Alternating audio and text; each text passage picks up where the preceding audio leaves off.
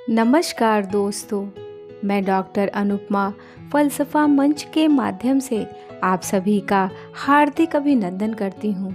हाजिर हूँ तुलसीदास की रचना कवितावली के बालकांड की पंक्तियों की व्याख्या में अगला क्रम लेकर। चलिए शुरू करते हैं।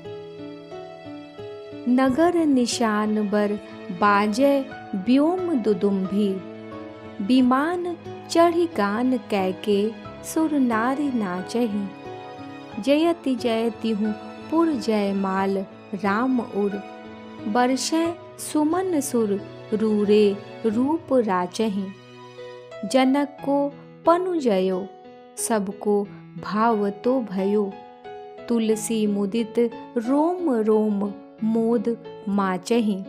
सांवरो किशोर गोरी शोभा पर तृण तोरी, जोरी जियो जुग जुग जुवति जन जाचही।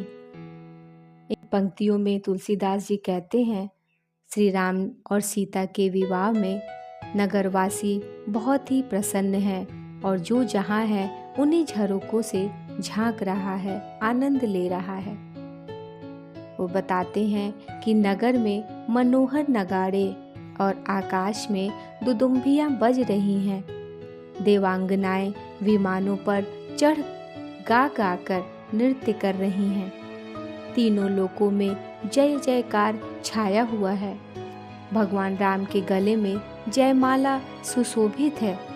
देवता लोग भगवान के सुंदर रूप पर मुग्ध होकर पुष्पों की वर्षा कर रहे हैं।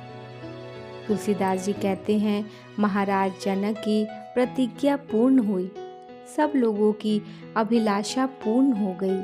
अतः आनंद के कारण उनके रोम रोम में हर्ष भर गया है।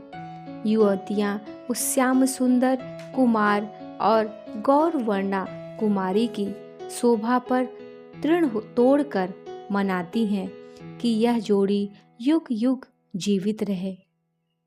आगे का पद ये है, भले भूप कहत भले भदेश भूपनि सो, लोक लखी बोलिए पुनीत रीति मारिषि।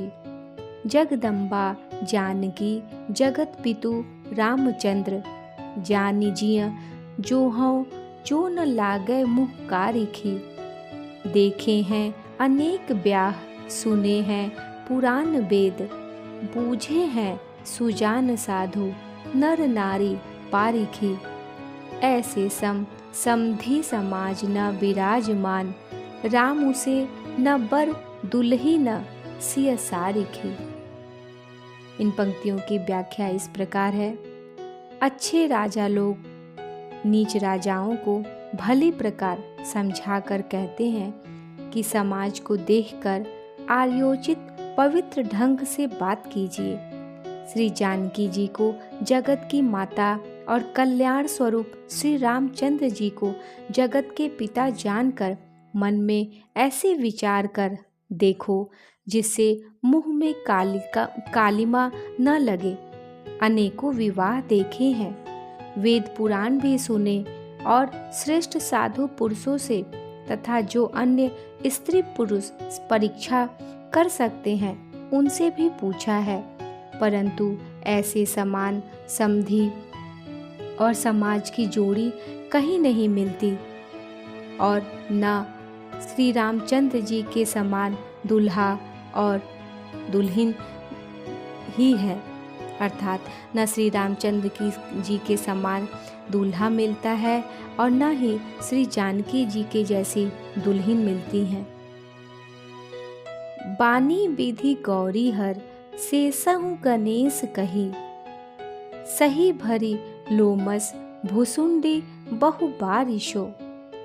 4-10 भुवन निहारी नर नारी सब, नारद सो परदानव नारदु सो पारिखो।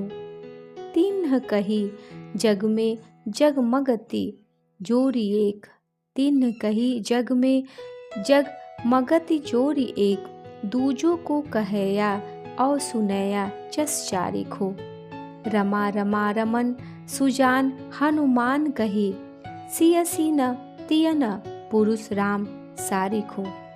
अर्थात सरस्वती, ब्रह्मा, पार्वती, शिव, शेष और गणेश ने कहा है, और चिरंजीवी, लोमश तथा काकभुशुंडी जी ने साक्षी दी है। जिन नारद जी से कहीं पर्दा नहीं है और जिनके समान दूसरा कोई स्त्री पुरुषों के लक्षणों का जानकार नहीं है, उन्होंने भी 14 भुवनों के समस्त स्त्री पुरुषों को देखकर यही कहा है कि संसार में एक श्री राम जानकी जी की ही जोड़ी जगमगा रही है। उनसे बढ़कर और कौन 4 आंखों वाला बतलाने और सुनने वाला है। स्वयं लक्ष्मी और श्रीमन्नारायण तथा तत्वज्ञ हनुमान जी ने कहा है कि जानकी जी के समान स्त्री और श्री राम जी के समान पुरुष नहीं है। आगे की पंक्तियां बहुत ही महत्वपूर्ण है और प्रसिद्ध भी हैं, कृपया जरूर सुने। दूल्हा श्री रघुनाथ बने, दूल्ही सिय सुंदर मंदिर माही। गावती गीत सबे मिली सुंदरी, वेद जुआजुरी विप्र पढ़ाई। गावती गीत सबे मिली सुंदरी, वेद जुआजुरी विप्र पढ़ाई। राम को रूप निहारत जानकी, राम को रूप निहारत जानकी। कंकन के नग की परछाई। याते सबे सुधि भूल गई कर, याते सबे सुधि भूल गई कर। ते की रही पल टारत नाही। बहुत ही सुंदर पंक्तियां हैं। तुलसीदास जी कहते हैं कि सुंदर राजमहल में श्री रामचंद्र जी दुल्हा और श्री जानकी जी दुल्हन बनी हुई हैं। समस्त सुंदरी स्त्रियां मिलकर गीत गा रही हैं और युवक ब्राह्मण लोग जुटकर वेद पाठ कर रहे हैं। उस अवसर में श्री जानकी जी हाथ के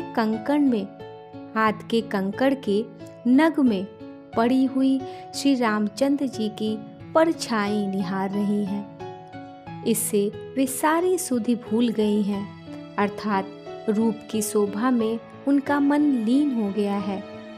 उनके हाथ जहाँ के तहाँ रुक गए हैं और वे पलके भी नहीं हिलाती हैं। बहुत ही सुंदर पंक्तियाँ। उम्मीद है आपको कवितावली के बालकांड की इन पंक्तियाँ आनंदित की होंगी, अच्छी लगी होंगी।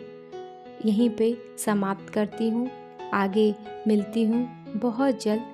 तब तक के लिए आप सभी को नमस्कार।